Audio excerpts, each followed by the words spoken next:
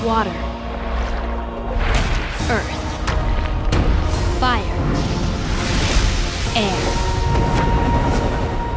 What is up everyone, Jeran here, hoping you're safe and great. For this video, papakita ko sa inyo yung aking pro stock lineup and paano ko ba ito binuo, at the same time, ano yung theme ko dito. So, let's go!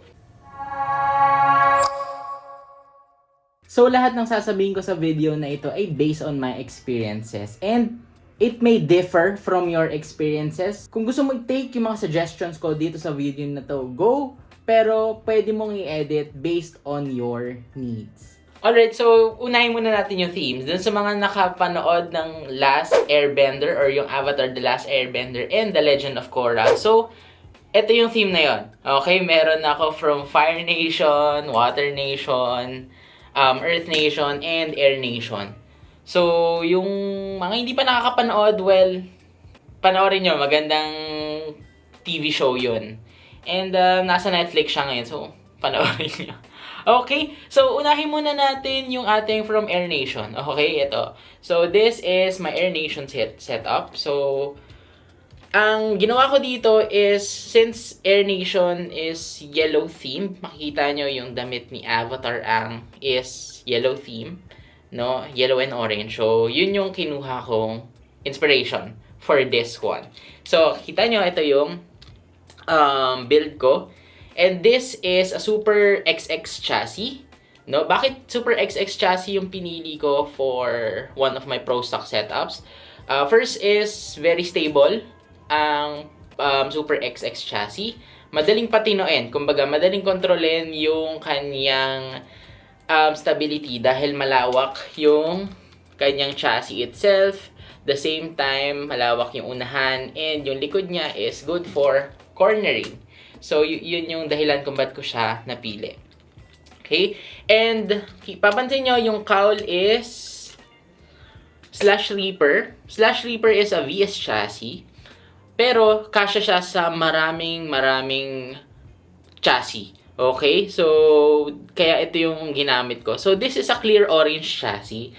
So, kaya ko siya napili kasi first and foremost, orange siya. So, merong Avatar Air Nation na theme. At the same time, yellow. Kinulayan ko siya ng Tamiya yellow paint. Yung chrome yellow na tinatawag. So, papakita ko na lang dito kung ano yung number niya. Pero yun yung chrome yellow na Tamiya paint. And then, nilagyan ko ng sticker ng Air Nation. Pakikita nyo dito. Ayan. Okay? So, this is the Air Nation. And then, yung chassis niya itself, again, is a Super XX. So, this is a fluorescent yellow. Ito yung kasama dun sa may orange at saka yellow na Super XX. So, if you want to buy that, may nabibili nun na chassis lang and internal. So, yun yung ginamit ko para dito. And para naman sa double plastic rollers, gumamit ako netong DPR from the Super Dragon. Meron kasi akong Super Dragon na kit. And then, kinuha ko lang yung double plastic rollers and then nilagay ko dito. Okay, and then sa wheels niya, yan. So, this is a wide, yan, small diameter na wide wheels. Yan yung ginamit ko kasi first is merong yellow color yung ganyang type ng wheel. At the same time, gusto ko is wide kasi for some reason, hindi gaanong umeembang or nagtatrack out yung small diameter na wide wheels because mas mababa yung center of gravity niya. At the same time, yung stability niya is better than narrow. And then, sa likod, meron akong 16mm na yellow rollers with O-ring. Yan yung ginamit ko siya. And then, dun sa motor niya, ang ginamit ko is a light dash motor na naka-break-in. And ito ay naka 4:2:1 gear ratio. Okay lang naman ang 4:1 din dito. Okay lang din. Kaso ito kasi yung 4:2:1 ko. Ito yung spare ko na meron ako. So, yun yung ginamit ko. And it still works. Okay? So, pinartner ko yung 4:2:1 na gear ratio. Yun yung red. Ito, papakita ko dito. Na gear. Pinartner ko siya with light dash. Kasi mabilis si light dash, first and foremost. Kung ilalagay mo sa Pro Stock si light dash, mabilis siyang kind of motor. And para medyo mabawasan yung speed niya, yan, gumamit ako ng 4:2:1. At the same time, makakatulong din siya sa torque, which is in cornering sa mga akyatan. So, yun yung reason, but yun yung ginamit ko na gear ratio and motor. Okay? And napansin ko, stable siya and magbilis siya sa akyatan. At the same time, eto kasing wide na wheels is medyo mas, kumbaga, mas mababa yung cornering speed niya. Kaya, nag-opt ako for a 4:2:1 gear ratio. So, yun yung, marami ka talagang factors na i-consider, kumbaga, sa pagbubuo mo kahit sa Pro Stock setup. Kasi yung gear, yung wheels na gagamitin mo, yung motor na gagamitin mo, yun yung reason. Okay? So, next natin is the Earth Nation setup ko, which is itong Gun Blaster XTO na Philippine edition or yung Lil's Hobby na Philippine edition natin. Okay? So, kita mo, first, green is Earth Nation. So, green and brown yung color theme nila. Kaya ito yung ginamit ko. So, clear green kasi si Gun Blaster XTO. So, this is a Super FM chassis. So, mapapansin nyo sa mga Pro Stock races, hiwalay lagi si FM and si non-FM. Yun yung front motor and non-front motor. So, kaya, ito yung representative ko for the front motor. So, this is Super FM chassis. So, itong plastic rollers ko sa harapan, double plastic rollers ko sa harapan ay from yung may orange tsaka white na pack, yung Graha. So, bili na lang kayo nun kung gusto nyo ng ganito. Kasi, pasok siya sa kulay, no? Nitong aking build na to. And, bago ko makalimutan, yung ginamit ko palang wheels dito is super hard na wide, small diameter. Same with this one. Ayan. Pero, yung ginamit ko dito naman is yung black na wide, small diameter na tire. Okay? And then, sa likod, although, alam ko copy lang to, nahukay ko lang kasi ito dun sa mga parts ko, no? Alam ko copy to, pero usually black yung color nito. Ito, ilalagay ko na lang. Nakalimutan ko yung item number, pero ito siya. So, yan yung ginamit ko para dito. And then, meron akong 16mm na green rollers na O-ring. With O-ring. Ayan. And then, the same way, no, kung paano ko ginear set yung aking Super XX chassis is the same with light dash motor na naka-break-in.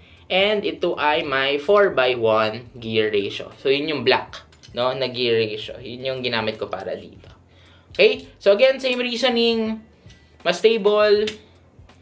At the same time, yung nakakompensate yung torque, no, para dun sa cornering and then yung sa akyatan. Yun yung reason kung bakit yun yung ginamit kong gear setup dito. And then, next is ang ating Water Nation na setup. So, this is an AR chassis. This is Shadow Shark. So, pinili ko siya kasi meron na siya mga blue accents. Hindi ko na kailangang spray paint. So, yun yung ginamit ko dyan. So, gumamit ako ng double plastic rollers na blue and red. So, yun yung blue yung ginamit ko. Of course. And then, same with the wheel setup. So, yung black na wide tire or wide mags. At the same time, ginamit ko super hard na wide tires. Ayan. And then, doon naman sa roller ko sa likod is galing to sa FMA chassis. Pansin ko, mas maganda siya sa cornering pag sinamahan mo ng isang rollers na may O-ring. Yan. So, nilagay ko dito yung blue O-ring sa likod. So, ito naman ay galing sa, itong blue na to, galing yan sa, either, hindi ko maalala kung Super 2 ba yun or Super 1 na chassis. So, doon to galing. Doon ko siya nakuha. Okay? And, yung ang akin namang motor setup at saka gear setup dito ay, of course, light dash ulit. So, I love light dash pag sa Pro Stock setup. Light dash na, naka-break-in. At the same time, it's on a 4:1 gear ratio. Yan. So, yung nakikita nyo yung trend, no? So, kung paano ko binubuo yung Pro Stock setups ko. So, yun yung nakita ko kasing very stable. And at the same time, meron ding speed, no? Sa Pro Stock setup. And lastly, yung aking Fire Nation setup, which is a DCR-01. Ayan. So, madali kasi, red na siya, first and foremost. And then, nilagyan ko lang ng mga stickers ng Fire Nation. Ayan. Okay. And then, of course, yung dun sa DPR niya, yun yung ginamit ko yung kasama ng blue, which is the red one. And then, ito na yung naiba kong tire, no? So, dito sa tires ko, gumamit ako ng medium tire with super hard na red. Yan, super hard tires na red. Okay? So, napansin ko hindi ko na kailangang wide na small diameter dito. Kasi, okay, stable na si MA, first and foremost, no? Kasi yung motor niya is nasa gitna. So, evenly distributed yung kanyang center of gravity or yung kanyang weight distribution. So, lahat nasa gitna. So, nako-compensate niya yung bilis nung kotse mo or nung motor mo. Kaya, ang ginamit kong motor dito is, you guess it, is the light dash motor. And then, ang ginamit ko is a 4x1 gear ratio. As always. No? So, if you would want to build yung Pro Stock setup, ang nakikita ko kung gusto mong mabilis yung motor mo, partneran mo ng gear set na 4x1, 2x1, or even a 5x1 gear ratio. Para makompensate, medyo madampen yung bilis niya. At the same time, yung cornering and yung sa torque niya, makompensate. Okay? So, yun yung aking Avatar The Last Airbender themed na Pro Stock lineup. And so, meron pa tayong susunod para sa VMAX category. So, stay tuned lang kayo dun.